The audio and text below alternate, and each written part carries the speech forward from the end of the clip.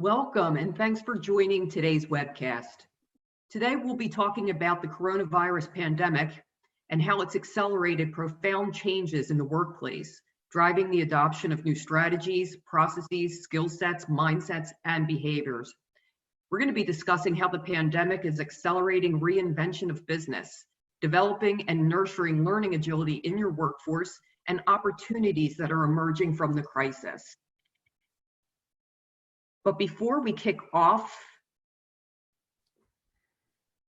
introductions and the conversation, I'd like to cover a few technical housekeeping items to ensure you have a really great experience. So as you join the meeting, your audio will automatically connect via your computer and you'll be placed on mute. If you can't join by computer audio, you'll want to follow these instructions. You need to dial 669-900-6833. You'll need to enter a webinar ID, 978-7528-1630, and then you'll need to enter password 451780. And I want to just go over some of our interactive features. If you hover your mouse along the bottom of the Zoom screen, you can click each icon and open it. The first is chat. So to use chat, you'll want to use that if you have any technical questions. Everyone should have just received a chat message to help you find that panel. And then the Q&A. So throughout the Q&A session, we encourage you to use that feature to enter your questions, and we will address as many of those questions as we can during the Q&A session at the end of our presentation.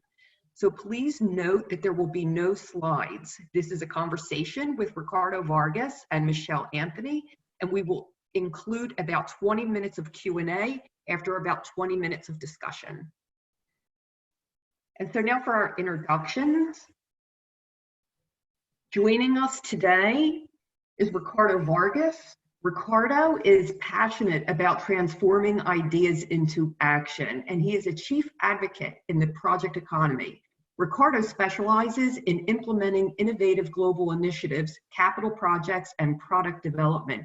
He shares his expertise with millions of professionals around the globe through his 5 Minutes podcast, which he's hosted since 2007. He's written 15 books on project management, risk and crisis management, and transformation, which have been translated into 6 languages and sold more than 500,000 copies. His influence on the sector was affirmed when he became the first Latin American to be elected chairman of the Project Management Institute. Ricardo directs the Brightline Initiative, a project management institute think tank. Prior to his work with Brightline, Ricardo was director of the United Nations Office for Project Services, Infrastructure and Project Management Group. He holds a PhD in civil engineering and an undergraduate degree in chemical engineering and a master's degree in industrial engineering. Talking with Ricardo today is Michelle Anthony. Michelle is EVP and Chief Marketing Officer for LHH. Now, Michelle, over to you to begin our program. Thanks, Elaine, for the gracious introduction, and to my esteemed colleague, Ricardo, for graciously giving us some of his time today and some of his expertise. Ricardo, first question for you. The audience may not know that you have sort of deep experience in crisis management, and in fact, a lot of experience in helping companies and countries navigate the Ebola crisis. And so would love to hear a little bit about your experience there and how, in fact, Ebola is different from the crisis we're all experiencing now with COVID-19. Yeah, thank you. Thank you very much, Michelle. Hello, everyone. And it's a great honor for me to be here and also to have the chance to talk a little bit more about the challenges that we are facing now. And the first thing that everybody asks is, okay, why COVID-19 is different from Ebola? And I can tell you that the first thing we need to understand that despite of both being a pandemic, being a disease, being caused by virus, they are slightly different. And they are slightly different because Ebola is a much more severe virus, and it affects people in a much more dramatic way. And the problem of COVID is that it's more mild So it's able to spread out much faster than Ebola. For example, Ebola, when you have the first symptoms and you get sick, it's very fast. So it's not like, for example, us that we need to stay home 14 days just to wait on that. And this was what brought COVID-19 to impact the whole world. And the second is, the Ebola is started in very poor countries in Africa. And COVID, despite of starting in China, is spread globally in a very easy and fast way. So it became a global problem, while Ebola was a local problem. So, for example, as soon as you were able to isolate and help that community, you can be more effective on COVID, so people can fly without any symptoms, and then they produce a massive impact. So these are very different. And of course, the last but not least, it affected countries with very weak economy, and most of them rely on support and financial aid from international countries. Right now, we are affecting, I would say, all the production machine on earth, from China to Europe to US. So there is nowhere you can go today that you say, oh, I'm COVID-19 free. So everybody is, this is why it's a massive impact that we face today. Indeed, I think you're right. It is definitely a global pandemic. And as a result, a very stressful time, I think, for many, right? Navigating this pandemic. And so what are the observations you have had? How is this affecting businesses, and how is this affecting people?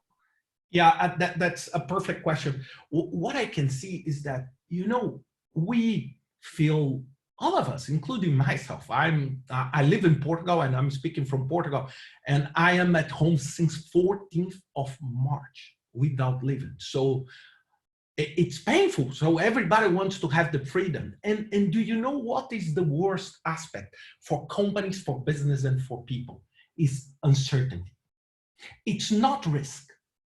It's the uncertainty. It's the things that you don't know. For example, we don't know when this will be over.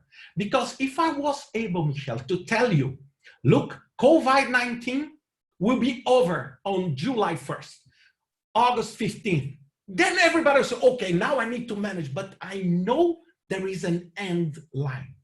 And the problem that creates all this disruption is that we don't know how. We don't know if next week will be much better or much worse. We don't know if next week we'll have a vaccine or not. And this is most of the time in confront with the second aspect, this lack of preparation. As human beings, we only plan in a very honest, when things get really bad, really bad. So now when you have all this crap, and I can tell you, I was at the World Economic Forum in Davos this year.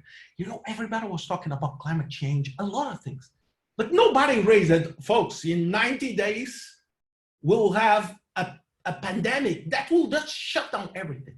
So people, and then of course people now talk that Bill Gates said this 5 years ago, and this, but now people realize the problem. So this is what is create all this, I would say, this challenging we are facing today. Yeah, that lack of preparation. So let's talk a little bit more about that, that disruption that lack of preparation has caused. In a recent conversation you and I had, you had some pretty pointed observations around specific businesses and industries that have been disrupted already, and some that have already accelerated, right, as a result of COVID-19. Yeah, absolutely. Let me tell you, depending on the business, and I can tell you one thing. If your business before COVID-19 was in a challenging situation, and now you are very close to the border, to a collapse. Because what happens is that COVID-19 accelerated in an absolutely dramatic way transformation. So things that usually, okay, in the normal, very fast pace in the society would take 2 years. Now it takes 10 days. So I took some notes here because some numbers are really scary. Telemedicine. The Congress in the US approved a bill on telemedicine in an urgency pace. Let me ask you, how long do you think it will take for hospitals and this to create an environment to allow telemedicine in normal conditions? It would take years. They approve it like that. They just shift. Imagine this in a traditional relationship between doctor and patient. Second area, universities. Several universities refuse to go online. They say, oh, the learning must be face-to-face. People cannot do exams online because there is a risk of cheating and this. And suddenly, they are not presented with an option. They are just presented, you have 2 options. You stop everything or you go online. And the third and final one, these are very grocery sales through e-commerce grew 250% in 45 days. E-commerce grew in 45 days, 36%. It's twice the growth in a year. So everyone that is listening to this conversation, imagine your business growing by 36% in 45 days. So imagine, for example, businesses that are on a more challenging, like, for example, retail. They are suffering now in a much more severe way. So we are seeing a massive acceleration of things. So, for example, going online, imagine you, and because I'm receiving, like you, Michelle, probably, I receive 200 invitations every single day for live webcast and this. Why? Because it's a new way of working. So this is a trend. And some organizations in some countries, in some line of business, will suffer much more due to their own business than others. And this is a natural process. Indeed. So as we think about, you just alluded to a little bit there, right? That new normal, right? And as you sort of predict a little bit, get out your crystal ball and think ahead, how does that shape sort of our thinking and preparation as we prepare for returning to the office, the new normal? What does the new normal look like for people and for businesses? Yeah, one thing that I don't want to say new normal because every day is a new day. What is happening today is an unpredictable normal because we don't know, because in normal conditions, we would know, okay, this is the right thing to do. This is the right pace to move, but we don't know now. So if I have my crystal ball, and please, I'm just sharing my own feeling on that. The first one is that the concept of working from home, it's not a trend anymore. It's a reality. It's not, oh, we don't used to go. And when you move to working from home, some of the paradigms must shift. For example, working hours. For more you try, it's not like that. You know, it's not like that because it's a different dynamic when you are at home with other people, with your family, with your kids doing homeschooling. You know, it's a different challenge. So it's a different parameter of work. And one thing that for me will be a massive advantage for some is the concept of self-organization.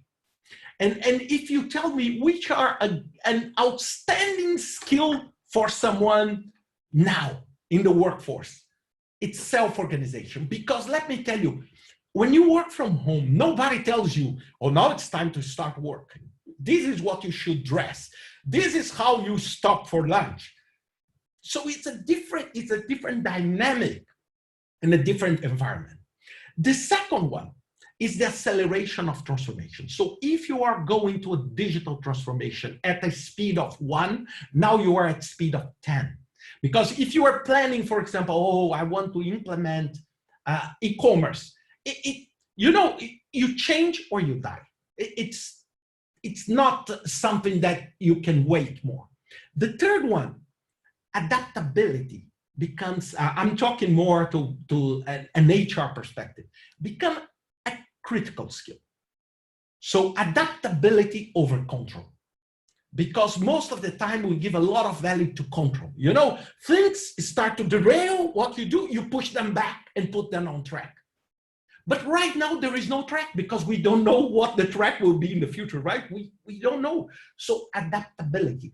And we need to foster in our teams, in our groups, and in ourselves, the capability to adapt, to change, to do things in a different way. And this becomes a critical. Another one, and that these two very related work, the concept of business travel will change dramatically. The concept of you taking a flight to meet someone, because today you cannot do that. So I think that I said this recently in one of, I think airlines will face a massive change. I'm not saying just because they are grounded, but their business model of traveling, because people will see that they will become so used to work remotely that they will say, why I should meet someone. So this will become so natural that I think that there is a new invention on that. And last, that I'm thinking a lot recently, is new ways of employment. So let me explain that. I'm thinking a lot about that. US government just suspended some working visa. I think I saw this on the news recently. And what is the meaning of working visa? Someone can take a plane, go to the US and work in the US, right? This is the basic concept of what a working visa. But let me tell you, look, Michelle, we are working together. I'm in Portugal and you are here. So on this remote work, what control the government will have on that? That I say, look, Lee shares on any company will have a workforce that will be spread out. Look, this, I'm not an expert on labor law and this, but this will challenge labor law, movement of people, competition. So you become a global talent that I can work for a Chinese company, I can work for an Indian company or an American company, and the government will have very little to do with that because my brain will work through this. I'm not saying this to manufacturing, but I'm talking about services, internet. So I can use the workforce in a very different way. This will change the concept of full-time employment. This may change the concept of, I would say, life employment, that you work and you build your career. And these, I think, are massive. And what is happening now is that COVID-19 put everybody under a massive technology pressure. And you need to get the job done. At some point, you learn. For example, after 45 days at home, you learn how to work and how to operate. You feel more comfortable. So imagine if this becomes a trend. I think for me, these are very big trends. Indeed. I know I've learned a lot of new Zoom skills myself. So we have a lot of great questions coming in. So thank you. Please, folks, continue to submit those. I'll get to as many of those as I can. Ricardo, my last prepared question for you, and then we have a lot of great questions to get to from the audience. What are the trends? We've talked a little bit about the trends you're seeing. You have the 5 that you already articulated for us, but within those trends, what are the tips that you have for folks for creating opportunities for themselves or for their businesses in a post-pandemic environment, I guess? I think let me split my answer into 2 things. The first is you are going back to work, okay? So what do you do, right? What do you do? So basically, I split this into 3 practical advice for you to come back. First, on the personal side, second, on the operational side, and third, on the business side. Personal side, personal. You must have empathy for the others. Remember that several people suffer during this 45, 60 days at home. They have to manage relationship, family, everything at the same time, and the pressure of work. So understand that. Also, you need to tell your leaders in your organizations that they must demonstrate this empathy. And for me, the perfect and outstanding example is the Prime Minister of New Zealand, Jacinda Ardern. So what she did in the COVID crisis was absolutely amazing, not only in the decision making, but as an example. Her first live she did on Facebook, she was wearing sweatpants.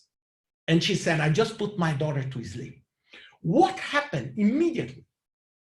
Everyone said, oh God, our Prime Minister is someone like us.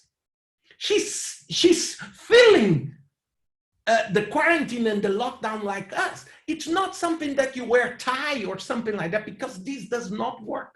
So you need to have this, because you need to understand that the fear, everybody will come back on fear. Second, on the personal, is you need to convert pessimism with a caution optimism. So you need to say it was very challenging times, but we are together. So we cannot say now it's all destroyed, because then you will only feed the fear. On the operational side, take it slow. Don't put people to come back to work immediately. Oh, everybody tomorrow. No, go in waves. So you get some critical people in, then you can, because you need to create a procedure to avoid people to get contaminated when they come back to work.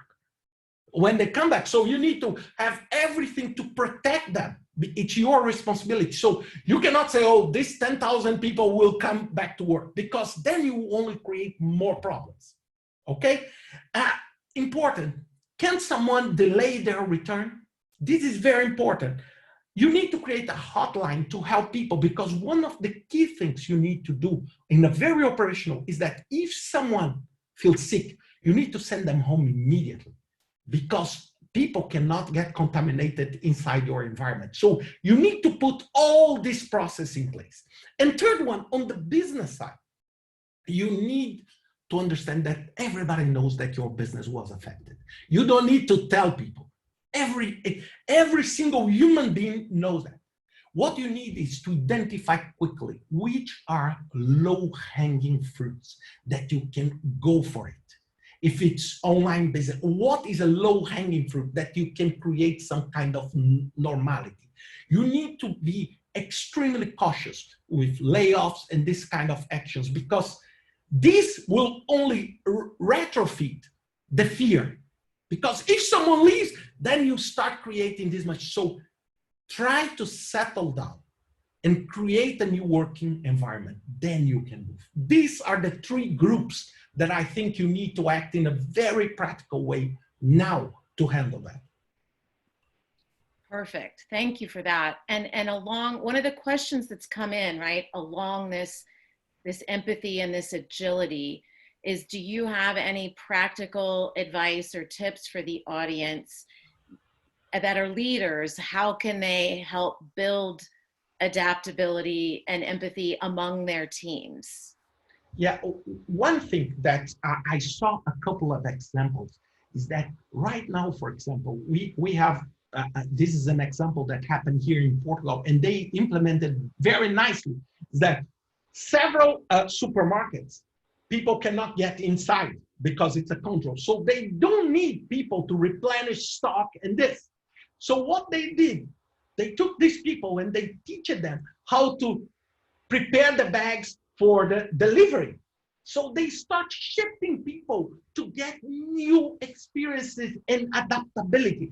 And this, for example, I like very much that we create incentives on job rotation and this kind of thing so people can learn more, because this is a great thing for you as a company and for you as a professional. Because if you know more, you become more adaptable and you do different things. Let me give you a clear example. When I decided to stop working on capital projects and I received the invitation to work for the UN, I did basically the same kind of work, delivering projects on humanitarian and this kind of work.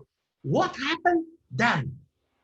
I learned a new skill on working with diversity, working with extremely few amount of resources. You know, when you build a school in New York, is one thing. When you build a school in South Sudan, it's a very different thing, because you say, where are the water? Oh, there is no water. Where are the bricks? No, there's no brick. You need to fabricate bricks. And say, okay, but to fabricate bricks, you need a machine, but there is no electricity. South Sudan, there is no electricity in the country. So did you get? So you learn new abilities. And this is the way. There is no, I don't know if someone knows, teach me a course that you can learn adaptability by reading a book or in a class. It doesn't work. The experiences make all the difference there, huh? Yes, absolutely. Good, good. And along the same lines, but this time around innovation, what new innovations have you seen, if any? We did talk about the trends, but any new innovations you've seen or recommendations for our leaders on the call and how to foster innovation in their work environments? One thing that I believe that foster innovation is the moment we are now. Because the moment we are now is so critical and so painful that people need to think out of the box. So, Michelle, let me use a simple example. How many emails or social media posts you saw about how to making a face mask? I received 100 from a t-shirt. How to do that using paper, plastic, whatever, using your glasses, you know. And why? Because people start to look for new ways, because they said, if I go to a store or a drugstore, I will not find it. So this sense is something that you as an HR leader must capitalize on your team now and saying, look, what we can do differently, what we can implement now to keep that crisis mode. We did, Lee H. Harrison, together with Brightline, we did a work 1 year ago about learning from the crisis mode. And we did that research and we published, it's exactly that. So what we can learn from this, I would say, this sad moment that we can turn into a new reality. So this is one thing. It is to foster this imagination. And second, think on digital.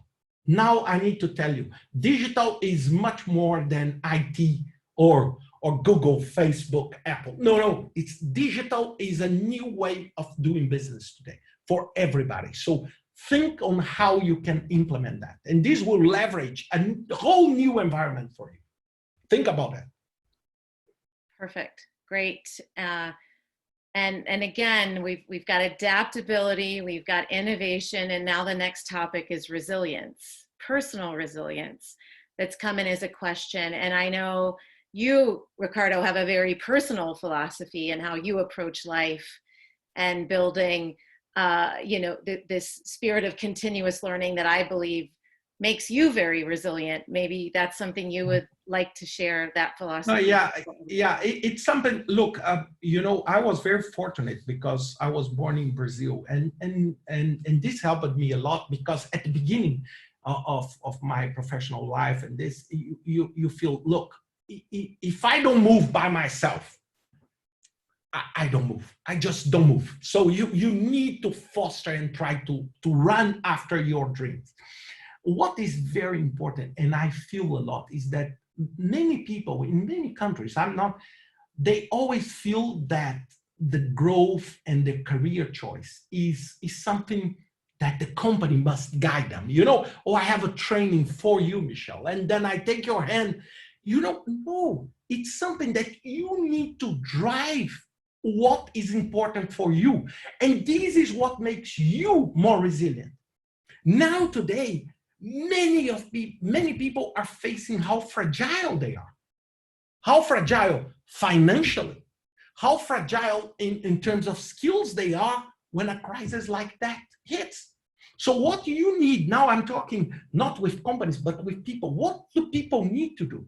They need to see, okay, how I can avoid this in a different, I said to you, and this is a surprise, I know probably most of the people are from US and hearing this, but let me share with you what I saw. I think it was in Washington Post or New York Times, talking that something like a big number, 80% of the Americans, they have less than $400 in their bank account, and when they lose their jobs, they stop paying tuitions, rental the same month. So now we can see what? We can see that this is not sustainable. If you don't have a minimum protection, I'm not saying that you need to, at this time, you can have a massive hit that is unrecoverable. The same analogy I said to money, it's on the skills. You know that your current job will change and will change quickly. So what do? Instead of you waiting, you anticipate and try to get new skills. For example, my life is very good, so I build a lot of different things, and I spend 10% of my time studying.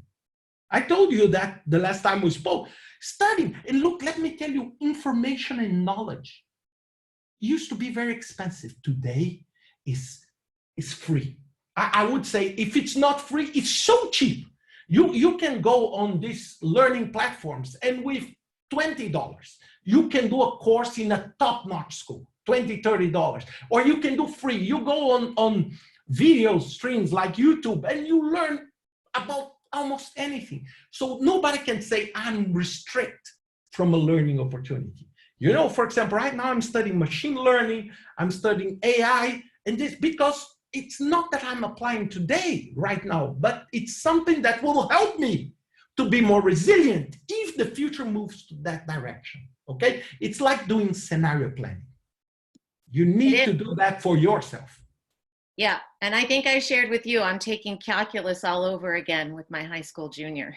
That's wonderful. That's amazing. And what is important is you need to have a scenario planning. And this is something I do always. I say, what if this happens? What if this happens? What if this happens? And then I try to prepare myself, not for everything, but to prepare myself to suffer less, from these different challenges. And one thing that I don't want to be, I have this item here, but I don't want to be pessimistic. But one advice also I want to tell all of you, be prepared to go back to lockdown.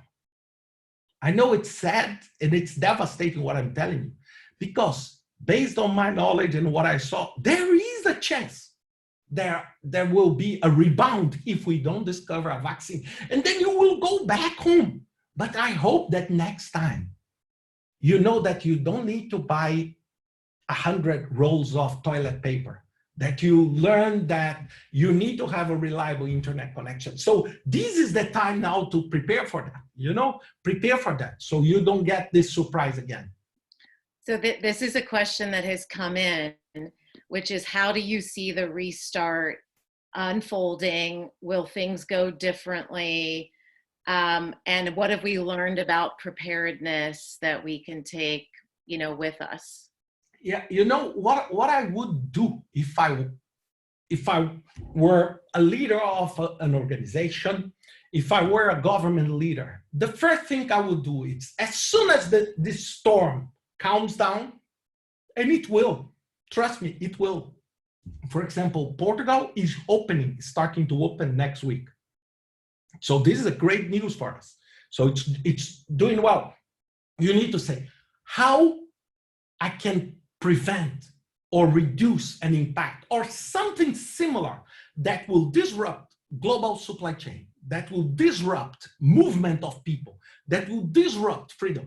How I can put my work and my company more protected and more resilient to that kind of environment.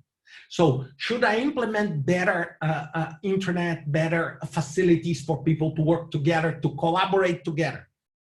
How do I build, for example, my supply chain? For example, one of the key things, I know this is not the topic, that is being super challenged now is the concept of just-in-time. Because just-in-time is what you do. You stock everything in China. And you have no stock because you rely that every day a truck will come through your door and deliver. Now people say, oh God, the savings on that process are not working anymore for me. Because right now I had to disrupt all my production because there is no shipping, there is no truck, there is no people to release the container. So this is a perfect example that you need. You need to apply lessons learned and try to avoid it. And these will be the companies that will succeed because crises like that will happen. Oh, for sure. That's absolutely sure. It will happen again in different levels. Great. It's excellent advice. I think we've got one last question, and it's so hard to pick. There are all so many great questions that have been submitted, but this one really struck a chord with me. For folks who are in more traditional businesses or who have more traditional executive teams, what advice do you have for the leaders that we have on the phone? How would you advise them to sort of manage up and help them educate on adaptability, remote working trends, the development that the organization may need when they have traditional sort of leadership teams that are pushing for the return to physical work? Sort of that power of elasticity, right? People who want to go back to the old ways. Yeah, because look, I think that the best advice you can give to these leaders is that if they didn't realize the world is changing in a far faster way than they think. And that it's a matter of survival. Let me tell you, if you are a traditional work that is still thinking that your business will come to the same as in the past, you are on the path to the death of your company. Let me tell you, do you believe when I said here 250% of growth in grocery, do you think that when it's over, people will go back? Everybody? Let me tell you, I'm stuck at home. I'm buying here in Portugal and they are delivering at my door. So I have in front of my garage a place where we clean everything and we bring up. Let me tell you, probably at least half of that I will continue doing because it's so easy for me. You know, I pick a phone or I go online and someone brings it to me and charges me €3 to $4. You know, it's easy. So do you think I will go back? So this is what we need to think. Several people learn how to cook at home now. These will impact restaurants, trust me. This will impact travel industry. This will impact airlines. So if you think that air traffic will go back to normal next month, as soon as they release that, you are wrong. You are wrong because companies will say, why I'm spending X amount of dollars to get everybody together? So this, if it worked so nicely. Also, my last advice, imagine this is a crisis I read recently, universities. When universities go online, do you think that the student will be willing to pay $50,000, $60,000, $70,000 to have access to an online learning? So and if you're a leader in a university now, listen to what I'm telling you. If you don't change your business model, what will happen is that you will not have students. Look, this year in the US, there are almost no international applicants comparing with previous years. So I'm just using this as an example. So people are suffering a lot. Entertainment. You know, entertainment now, for example, everybody's doing lives and sponsored lives because concerts, we never know when Madison Square Garden will be open again to do. So if these traditional leaders don't see that, they're dead. There is no other way. Means right now is such a pressure that if you think that, you are going straight to the failure.